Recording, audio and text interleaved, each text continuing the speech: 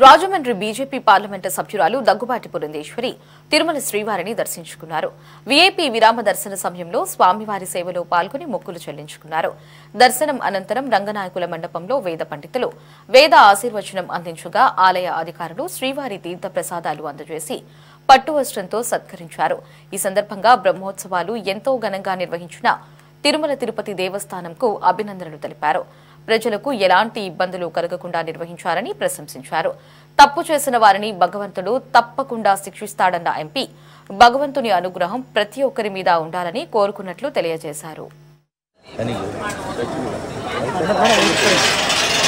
ఓం నమో వెంకటేశాయ. బ్రహ్మోత్సవాలు ఇప్పుడే ముగిశాయి, మనందరికీ తెలుసు.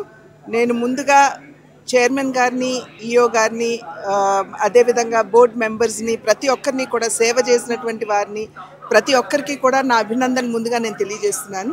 ఎందుకంటే చాలా సాంప్రదాయబద్ధంగా, పవిత్రంగా, ఎటువంటి ఇబ్బంది లేకుండా చాలా సవ్యంగా ఈ యొక్క బ్రహ్మోత్సవాలు నిర్వహించినందున తప్పకుండా భక్తుల యొక్క ఆశీస్సులు వారందరి మీద ఉంటాయని చెప్పి నేను విశ్వసిస్తున్నటువంటి విషయం.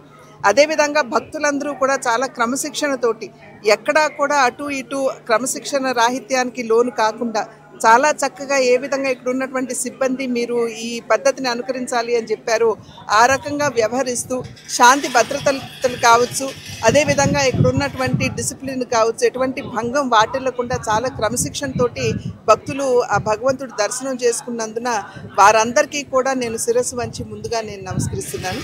భగవంతుడి చల్లని చూపులు, ఆ వెంకటేశ్వరుడి చల్లని చూపులు మన అందరి మీద ఉండాలి అని చెప్పి ఆ భగవంతుడిని ప్రార్థిస్తున్నాను. అదేవిధంగా నిజమైనటువంటి సేవ, నిజమైనటువంటి భక్తితో ఇక్కడ వచ్చినటువంటి భక్తుల్ని ఖచ్చితంగా ఆ వెంకటేశ్వరుడు అనుగ్రహిస్తాడు. మరి ఆ భగవంతుడికి అన్యాయం చేయాలి అని చెప్పి తలపెట్టిన వారికి మనం చూస్తున్నాం, మన పరకామణి వంటి విషయాలు ఇక్కడ జరగటం మనందరికీ తెలియనటువంటి విషయం కాదు. అటువంటి వారిని ఎప్పుడు కూడా భగవంతుడు శిక్షిస్తాడు. కనుక సర్వేజన సుఖినో భవంతు అంటూ ఆ భగవంతుడి అనుగ్రహం ప్రతి ఒక్కరి మీద, అందరి మీద ఉండాలి, ప్రజలందరి మీద ఉండాలి అని చెప్పి ఆ వెంకటేశ్వరుడిని ప్రార్థిస్తాడు.